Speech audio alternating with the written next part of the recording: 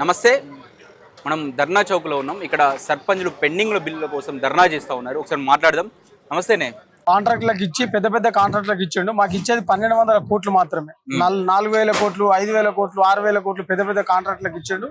మేము ఒకటే చెప్తున్నాం ముఖ్యమంత్రి గారికి బరాబర్ విషయం ఏంటంటే ఆయనకు తెలుసు.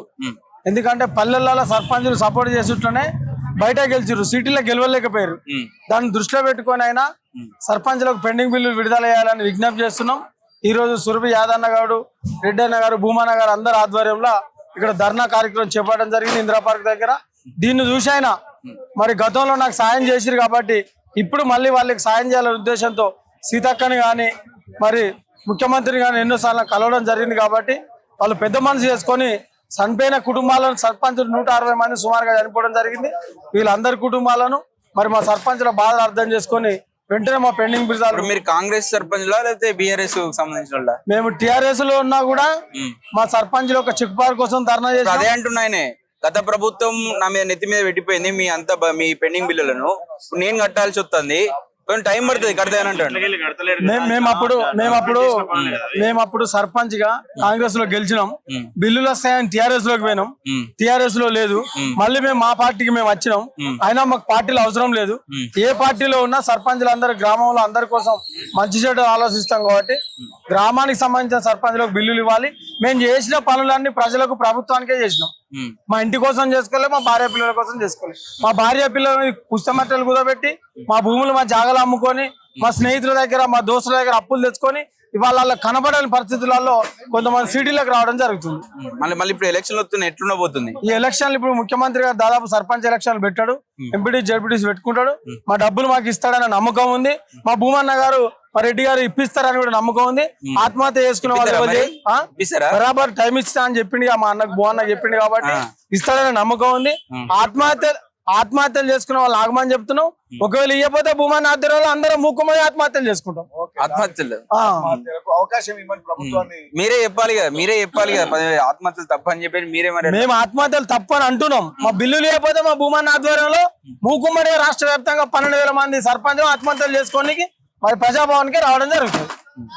ఇప్పుడు రేవంత్ రెడ్డి చెప్తా ఉండు, గత ప్రభుత్వం మీ ఇట్లా పెట్టిపోయారు, అవి నేను కట్టాలన్నా. నేను ఇప్పటికీ అప్పులు తెచ్చి నేను తెస్తానా, అవి అడ్డు ఇటు కట్టుడే అవుతుంది. మీకు ఇస్తా అనలేడు, కానీ ఇస్తా టైం పడుతుంది అన్న. తొలి వెలుగు రాగానే మన రాష్ట్ర వ్యాప్తంగా ఉన్నటువంటి సమస్యల మీద స్పందిస్తున్నాం. చాలా బాగా అప్రిషియేట్ అవుతాను. మీ తొలి వెలుగు వాడు చూస్తా ఉన్నాను. గత ప్రభుత్వం కట్టిన సెక్రటరీ నువ్వెట్లు ఉంటున్నావు, గత ప్రభుత్వం కట్టిన కాళేశ్వరం నువ్వెట్లా నీళ్ళు తెచ్చుకుంటున్నావు, గత ప్రభుత్వంలో కట్టినటువంటి రోడ్లను నువ్వెట్లా నడుపుకుంటున్నావు, గత ప్రభుత్వం చేసిన పొంగులేటి శ్రీనివాసరెడ్డి కాంట్రాక్ట్ డబ్బులు ఎట్లు ఇచ్చినావు, గత ప్రభుత్వంలో చేసిన మెగా కృష్ణారెడ్డి డబ్బులు ఎట్లు ఇచ్చినావు. మేమంతా సర్పంచులుగా పార్టీ రహితంగా ఎన్నికబడ్డటువంటి ప్రజాప్రతినిధులు. అది ఈ రోజు 2018లో ఒక చట్టం చేసిండు. గతంలో నేను రాజశేఖర రెడ్డి ముఖ్యమంత్రిగా ఉన్నప్పుడు సర్పంచ్ చేశాను, చంద్రబాబు నాయుడు ఉన్నప్పుడు సర్పంచ్ చేశాను, ఎన్టీ రామారావు దగ్గర నుంచి కూడా 21 ఏళ్ళ నుంచి సర్పంచ్ చేస్తా ఉన్నాను. 3 పర్యాయాలు చేశాను.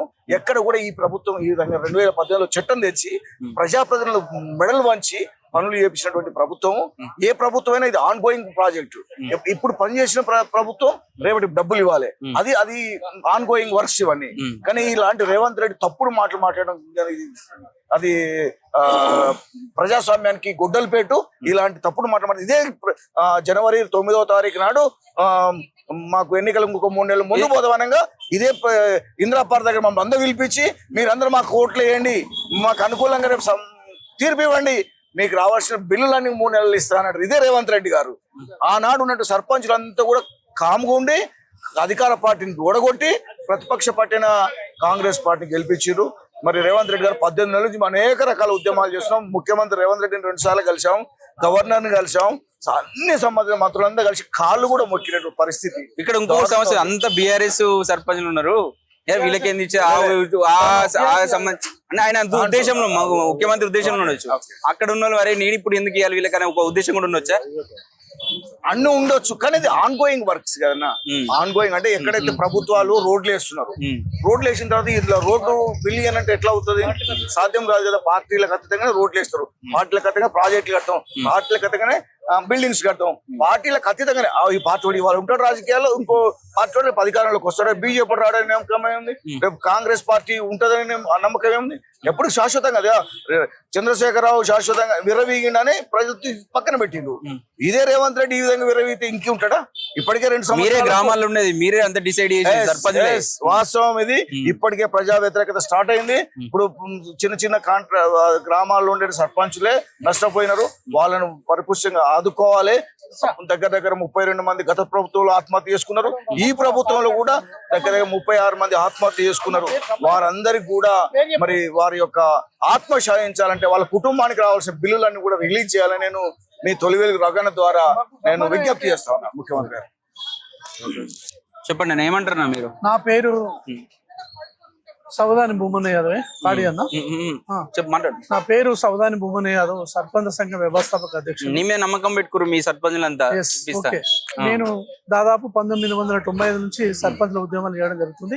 గత ప్రభుత్వాలు తెలుగుదేశం పార్టీ ఉన్నా, కాంగ్రెస్ ప్రభుత్వం ఉన్నా, టిఆర్ఎస్ ప్రభుత్వం ఉన్న ఉద్యమాలు 73, 74 రాజ్యాంగ సభలో 240 ఆర్టికల్లో 29 అంశాలు దాఖలు పరచాలని మేము ఉద్యమాలు చేయడం జరుగుతుంది. ఆ గతంలో సర్పంచ్ల గౌరవవేతనం కానీ అండ్ జాయింట్ చెక్ పవర్ కానీ వివిధ నిధులు విడుదల చేయాలన్న దానిపైన మేము పోరాటం చేయడం జరిగింది.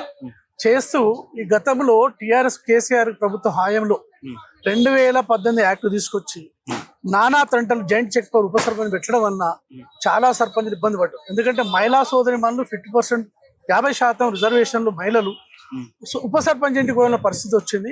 ఆ సమయంలో కేసీఆర్ కలిసి ఆ నిధులు విడుదల ఫినిషింగ్ వెతివేయాలా, నిధులు విడుదల చేయాలని చెప్పి సర్పంచ్ల పైన ఒత్తిడి తెచ్చి పనులు చేపట్టడం జరిగింది కేసీఆర్ ప్రభుత్వ హయాంలో.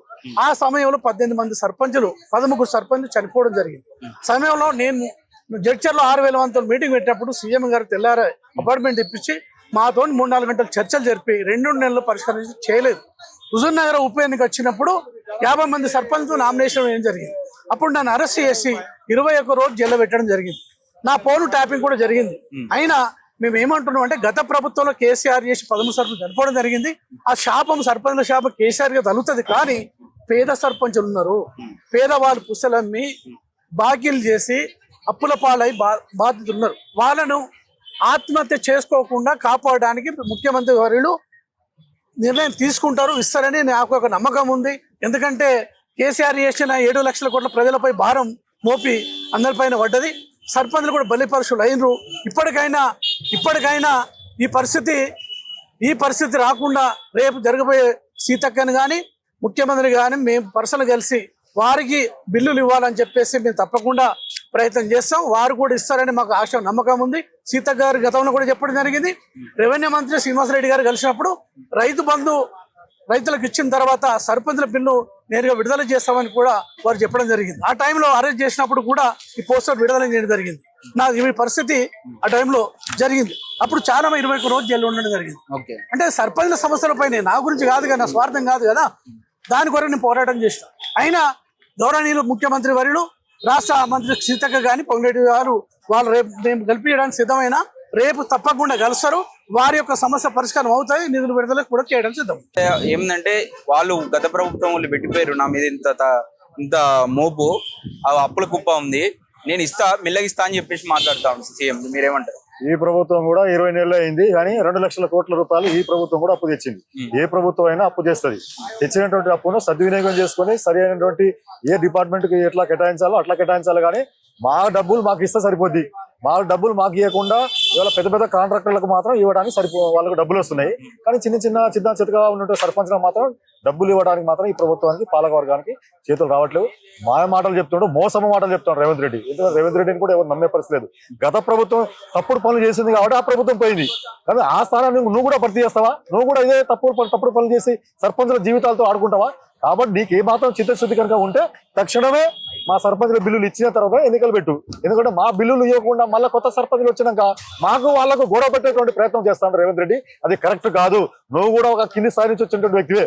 నువ్వు జడ్పీటీసీగా పనిచేసిన వ్యక్తివే. నువ్వు అక్కడి నుంచి వచ్చినావు కదా, నీకు తెలుసు కదా సర్పంచులు చిన్న చితక వాళ్ళు, ఎస్సీ ఎస్టీ బీసీ మైనార్టీ వాళ్ళే ఇలా ఎక్కువ మంది సర్పంచులుగా ఉన్నారు. చాలా మంది వెనుకబడేటువంటి వాళ్ళు. కాబట్టి ఇది కరెక్ట్ కాదు. ఇప్పటికైనా బిల్లులు ఇవ్వకపోతే మాత్రం ఖచ్చితంగా ఎల్లుండి నుండి డైలీ ఒక కార్యక్రమాన్ని ప్రతి గ్రామాల నుండి మేము గ్రామ స్థాయి నుండి ఒక రోజు మేము గ్రామ పంచాయతీ కార్యాలయం ముందు ధర్నా కార్యక్రమం నిర్వహిస్తాం.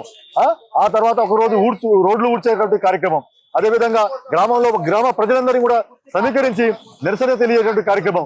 ఒక రోజు మొత్తం గ్రామంలో ఉన్నటువంటి ఇవాళ మురికాలను మేము శుభ్రం చేసి ఇవాళ వార్డు మెంబర్లను, మా మాజీ వార్డు మెంబర్లను అందరినీ కూడా గ్రామ ప్రజలందరినీ కలిపి ఇలా రోడ్లు మురికాలను ఊడ్చి నిరసన తెలియజేసే కార్యక్రమం చేస్తాం. ఈ రకంగా ఆ తర్వాత మళ్ళీ మండల ఆఫీస్ ముట్టడి చేస్తాం. అదేవిధంగా ఆ తర్వాత అవసరమైతే జిల్లా కలెక్టర్ ఆఫీస్ ముట్టడి చేస్తాం. మళ్ళీ ఆ తర్వాత ఒక రోజు అవసరమైతే మా జిల్లాలో ఉన్నటువంటి ఇన్ఛార్జి మంత్రులు కూడా వినతి పత్రం ఇచ్చి అయ్యా మా బిల్లులు ఇవ్వండి అని చెప్పి అంటాం. ఆ తర్వాత కూడా కాకపోతే ఖచ్చితంగా మిలిటెన్సీగా ఈ రాష్ట్ర ప్రభుత్వాన్ని బొడ్లో చేసి ఖచ్చితంగా రాష్ట్ర అసెంబ్లీని కానీ సెక్రటరీ కానీ ముట్టడించేటువంటి ప్లాన్ చేస్తాం. ఒక 10 రోజుల కార్యాచరణని ఎల్లుండి నుంచి మేము తీసుకోబోతున్నాం. కాబట్టి ఇప్పటికైనా రేపు రేవంత్ రెడ్డి గారు ఇప్పటికే మేము చేసినటువంటి కార్యక్రమాన్ని మీరు చూసైనా మా బిల్లులు ఇవ్వండి. కేవలం 600 కోట్లే ఒక్క రోజు కనుక మాకు వచ్చి మన రాష్ట్ర ప్రభుత్వానికి వచ్చిన ఆదాయం కనుక ఇస్తే మా 600 కోట్లు మాకు సరిపోతాయి. మేము గొంతెమ్మ కోరికలు ఏమి అడగట్లేవు, గ్రామాల అభివృద్ధి కోసమే మా డబ్బులు పెట్టాం. కాబట్టి ఇప్పటికైనా మా బిల్లులు ఇవ్వు, లేని ఎడల మా నిరసన నువ్వు చవిచేస్తాం. ఖచ్చితంగా రాబోయే కాలంలో కూడా మీకు ఖచ్చితంగా సర్పంచులు గ్రామ ప్రజలందరూ కూడా బుద్ధి చెప్తామని చెప్పి నేను తెలియజేసుకుంటాను. చెప్పండి అన్న, ఏమంటారు? చెప్తా ఉండు ముఖ్యమంత్రి అప్పులు ఎక్కువ ఉన్నాయి, ఇస్తాను మెల్లగా ఇస్తా, మీ ఎటు పోవు అని చెప్పే ప్రయత్నం చేస్తాం. మీరు ఆయన అప్పులు తెచ్చినట్టే మేము అప్పులు తెచ్చి అభివృద్ధి చేసినాం.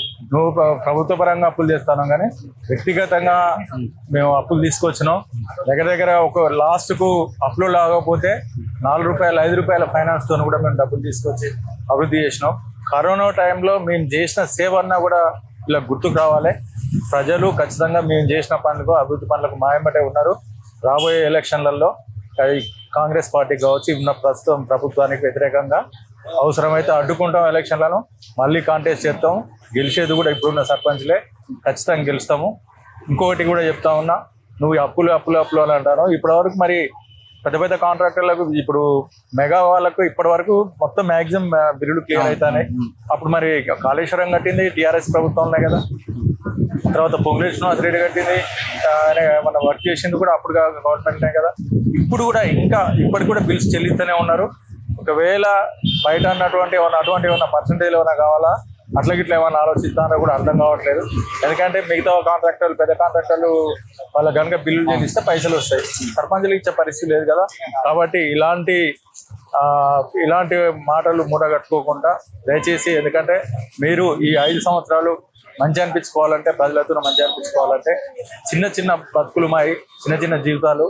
ఎందుకంటే మీకు తాండాలలో కానీ చిన్న గ్రామ పంచాయతీలో కానీ మరి నిరుపేద సర్పంచులు, మొన్న కూడా మా పక్కన సర్పంచ్ చనిపోయిండు, ఆయన పొలం అమ్ముకొని బిడ్డ పెళ్లి చేద్దామనేసరికి అప్లోడ్ కాదు, ఆ పొలం అమ్మని అప్లోడ్ వచ్చి, ఎందుకంటే నువ్వు పొలం అమ్మి బిడ్డ పెళ్లి చేస్తే నాకు ఎక్కడి నుంచి తీసుకొచ్చావు అని చెప్పేసి ఆపేసరికి పెళ్లి పోస్ట్పోన్ కావగానే పొద్దున్నే కొడుకు ఫోన్ చేసిండు, హైదరాబాద్లో చదువుతాడు, ఎవరంటే అన్ని నువ్వే తీసుకురాడు, ఫోన్ కట్ చేసిండు, ఫోన్ స్విచ్ ఆఫ్ పెట్టి. కాబట్టి దయచేసి ఇలాంటి సంఘటనలన్నా మీరు గుర్తు తెచ్చుకోండి, మంచి పేరు తెచ్చుకుంటారు మీరు అని చెప్పేసి మరొకసారి. ఒకవేళ కనుక సర్పంచ్లది ఇట్లే జరిగితే మాత్రం ఆ ఉసురు తగ్గుతుంది. ఖచ్చితంగా రాబోయే ఎలక్షన్లో మేము అడ్డుకుంటాము, పంచాయతీ ఎలక్షన్లో అడ్డుకుంటాము. మాకు ఈ 4 మాది క్లియర్ అయిన తర్వాతనే మీరు నోటిఫికేషన్ వేయాలని మరొకసారి ప్రభుత్వానికి విజ్ఞప్తి చేస్తాం.